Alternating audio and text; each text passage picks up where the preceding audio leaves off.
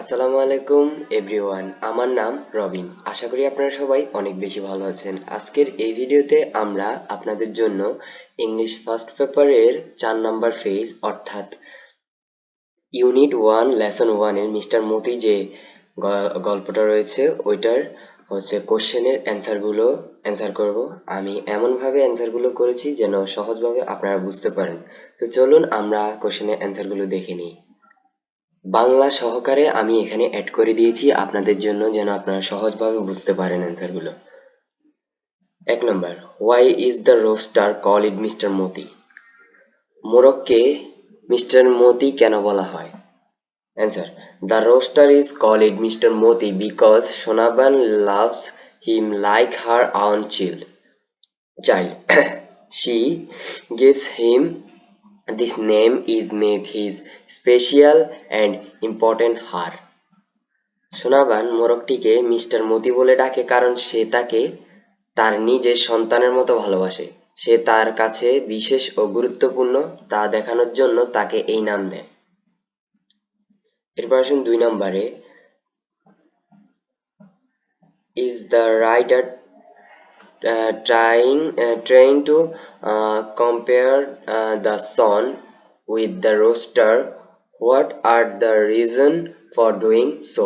লেখক কি মোরগের সাথে ছেলের তুলনা করার চেষ্টা করেছেন? এমনটি করার কারণ কি? লেখক কি মোরগের সাথে ছেলের তুলনা করার চেষ্টা করেছেন? Answer, yes. ও সরি, এখানে মানে বোঝাতে চাইছে লেখক কি ছেলের সাথে মোরগের তুলনা করতে চেয়েছে, করলেও কারণ কি? তো এখানে আমরা অ্যান্সার হবো yes, the writer compare the son Amin Amin with the roaster Mr. Moti. Both are strong and full of life, and Sonaban considered both them as her children, caring for them deeply. হ্যাঁ, উত্তর হ্যাঁ, লেখক ছেলে আমিনকে মোরগ mister মতির সাথে তুলনা করেছেন। দুজনের শক্তিশালী এবং প্রাণবন্ত এবং সোনামান তাদের দুজনকেই তার সন্তান হিসেবে বিবেচনা করে তাদের গভীরভাবে যত্ন নেয়।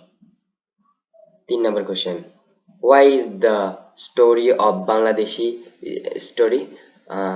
গল্পটি কেন বাংলাদেশি গল্প?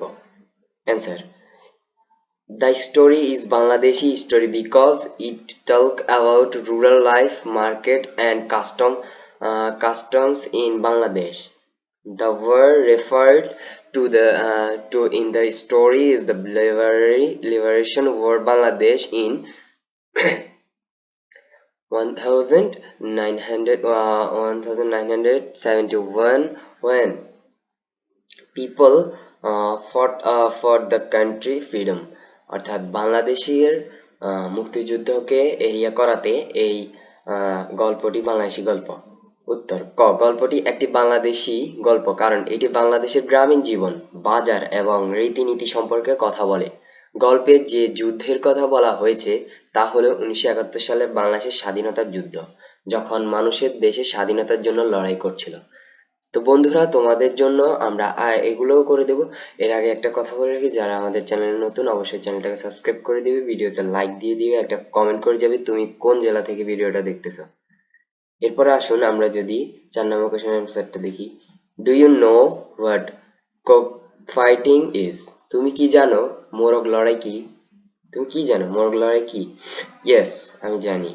Cockfighting is when roosters are made of fight, catch other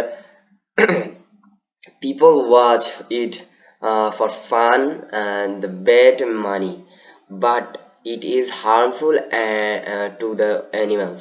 উত্তর হ্যাঁ, মোরগ লড়াই হলো যখন মোরগগুলোকে একে অপরের সাথে লড়াই করার জন্য তৈরি করা হয়।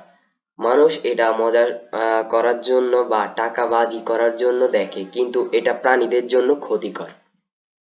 এরপর আসো 5 নম্বর, what do the think about the mother son relationship? মা ছেলের সম্পর্কে আপনার কি মনে হয়? ওকে, তো এখানে অ্যান্সার হবে the mother son relationship is full of love and care. The text the mother sorry The text states that the mother Sonaban worries about her son Amin going to her but is also proud of him, the raised him alone and still sees him as her little boy, illustrating deep, productive bond and continued affect despite his age. উত্তর, মা ছেলে সম্পর্ক ভালোবাসা এবং যত্নের পরিপূর্ণ। লেখাটিতে বলা হয়েছে যে মা সোনাবান তার ছেলের আমিন যুদ্ধে যাওয়ার বিষয়ে চিহ্নিত কিন্তু তার জন্য গর্বিত চিন্তিত, কিন্তু তার জন্য গর্বিত। তিনি তাকে একা বড় করেছেন এবং এখন তাকে তার ছোট ছেলে হিসেবে দেখেন, যা তার বয়স সত্ত্বেও গভীর। এখনো তাকে তার ছোট ছেলে হিসেবে দেখেন। প্রতিরক্ষামূলক বন্ধন এবং অব্যাহত স্নেহের চিত্র তুলে ধরে। তো বন্ধুরা, এটা হচ্ছে আমাদের এই কোশ্চেনের অ্যান্সার গুলো। তোমরা আরেকবার চাইলে দেখে নিতে পারো।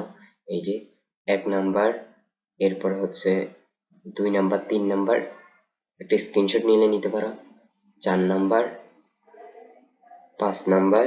সো ভিডিওটা ভালো লেগে থাকলে অবশ্যই চ্যানেলটাকে সাবস্ক্রাইব করে যাবে এবং একটা কমেন্ট করে যাবে তুমি কোন স্কুল থেকে এবং কোন জেলা থেকে দেখতেছো। সবাইকে ভালো থাকবে, সুস্থ থাকবে। সালামু আলাইকুম।